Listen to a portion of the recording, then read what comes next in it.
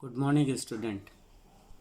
बेटा हम अब तक देखते चले आए हैं तीन हमारे खंड जो हैं इस पाठ के ख़त्म हो गए हैं। दो बैलों की कथा मुंशी प्रेमचंद जी का ये है कहानी और इसमें जो है ये ख़त्म हो गए हैं। चौथे पार्ट में हमने आपको बताया था और समझाया था।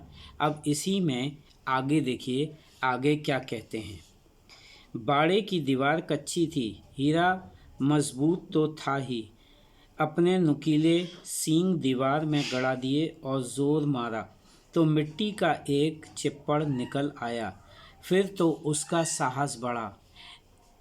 इसने दौड़ दौड़ कर दीवार पर चोटें की और हर चोट में थोड़ी थोड़ी मिट्टी गिरने लगी। उसी समय कांजी हौस का चौकीदार लालटेन लेकर जानवरों की हाजिरी लेने आ निकला। हीरा का उज्जटपन देखकर उसने उसे कई डंडे रसीद किए और मोटी सी रस्सी से बांध दिया। मोती ने पड़े पड़े कहा, आखिर मार खाई क्या मिला? अपने बूते भर जोर तो मार दिया। ऐसा जोर मारना किस काम का कि और बंधन में पड़ गए।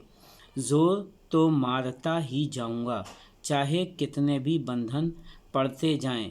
जान से हाथ धोना पड़ेगा, कुछ परवाह नहीं, यूं भी तो मरना ही है। सोचो दीवार खुद जाती तो कितनी जानें बच जाती। इतने भाई यहाँ बंद हैं, किसी की देह में जान नहीं है। 2-4 दिन और यही हाल रहा तो सब मर जाएंगे। हाँ यह बात तो है। अच्छा तो ला, फिर मैं भी जोर लगाता हूँ। मोती ने भी दीवार में उसी जगह सींग मारा। थोड़ी सी मिट्टी गिरी और फिर हिम्मत बढ़ी। फिर तो वह दीवार में सींग लगाकर इस तरह जोर करने लगा मानो किसी प्रतिद्वंदी से लड़ रहा है। आखिर कोई 2 घंटे की जोर आजमाइश के बाद दीवार ऊपर से लगभग 1 हाथ गिर गई। उसने दूनी शक्ति से दूसरा धक्का मारा तो आधी दीवार गिर पड़ी। दीवार का गिरना था कि अधमरे से पड़े हुए सभी जानवर चेत उठे। तीनों घोड़ियां सरपट भाग निकलीं, फिर बकरियां निकलीं, इसके बाद भैंसें भी खिसक गईं, पर गधे अभी तक ज्यों के त्यों खड़े थे। हीरा ने पूछा, तुम दोनों क्यों नहीं भाग जाते? एक गधे ने कहा, जो कहीं फिर पकड़ लिए जाएं तो क्या हरज है, अभी तो भागने का अवसर है। हमें तो डर लगता है, हम यहीं पड़े रहेंगे। आधी रात से ऊपर जा चुकी थी। दोनों गधे अभी तक खड़े सोच रहे थे कि भागें या ना भागें, और मोती अपने मित्र की रस्सी तोड़ने में लगा हुआ था। जब वह हार गया तो हीरा ने कहा, तुम जाओ, मुझे यहीं पड़ा रहने दो, शायद कहीं भेंट हो जाए। देखिए बेटा, यहाँ पे मैंने आपको बताया कि यहाँ पर दोनों बहस कर रहे थे और अब उसके बाद ये हुआ कि बाड़े की दीवार जब कच्ची पता लगी तो हीरा जो था मजबूत तो था ही। उसने अपने नुकीले सींग दीवार में गड़ा दिए और ज़ोर मारा तो मिट्टी का एक चिप्पड़ जो था निकल गया। यानी जैसे उसने दीवार में धक्का लगाया अपने सींग से तो मिट्टी का एक चिप्पड़ जो है वो निकल गया और फिर उसको जो है और जोश आया और उसका साहस बढ़ गया और वो दौड़ दौड़ कर दीवार में चोट करने लगा और हर चोट में थोड़ी थोड़ी मिट्टी जो थी गिरने लगी। उसी समय कांजी हौस का चौकीदार जो था लालटेन लेकर जानवरों की हाजिरी लेने के लिए वहाँ आ गया। हीरा का उज्जटपन देखकर उसने उसे कई डंडे रसीद किए और मोटी सी रस्सी से हीरा को बांध दिया। अब मोती ने पड़े पड़े कहा कि आखिर मार खाई क्या मिला, यानी तुमने मार भी खाई और तुम्हें मिला क्या?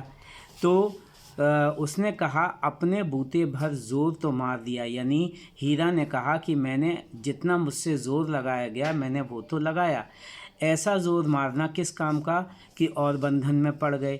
यानी मोती ने कहा कि तुमने ऐसा जोर किस काम का है तुम्हारा कि तुम उसके लगाने के बाद भी बंधन में आ गए हो।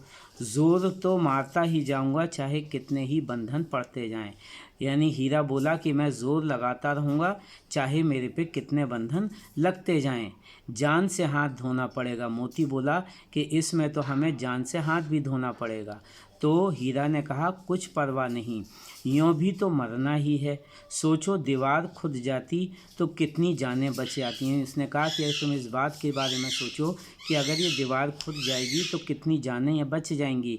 इतने भाई हमारे यहाँ बंद हैं, किसी के देह में जान भी नहीं है। 2-4 दिन ये यहाँ पे और रहे और यही इनका हाल रहा तो ये सारे के सारे मर जाएंगे। हाँ, यह बात तो है। यानी अब हीरा मोती जो था उसने कहा कि हाँ, ये बात तो तुम सही कह रहे हो। अच्छा तो ला, फिर मैं भी ज़ोर लगाता हूँ। यानी मोती ने हीरा से कहा कि ठीक है भाई, अब मैं ज़ोर जो है लगाता हूँ। मानो मोती ने भी दीवार में उसी जगह सींग मारा और मोती ने जिस जगह हीरा ने सींग मारा था उसी जगह उसने भी अपने सींग गड़ाए और मिट्टी जो थी फिर वहाँ से गिर गई। और ये देखकर उसकी हिम्मत बढ़ी और उसने दीवार में सींग लगा लगा कर इस तरह ज़ोर करने लगा मानो किसी प्रतिद्वंदी से लड़ रहा है। आखिर कोई 2 घंटे की ज़ोर आजमाइश के बाद दीवार का ऊपर से लगभग 1 हाथ हिस्सा जो था वो नीचे गिर गया। उसने दूनी शक्ति से दूसरा धक्का लगाया तो आधी दीवार मानो गिर गई। अब जब आधी दीवार गिर गई तो दीवार का गिरना था कि जो अध मरे पड़े हुए जो जानवर थे उनके अंदर जान आ गई, यानी वो चेत उठे और तीनों घोड़ियाँ जो थीं वो सरपट वहाँ से भाग निकली। घोड़ियों के पीछे बकरियाँ भी निकल गईं।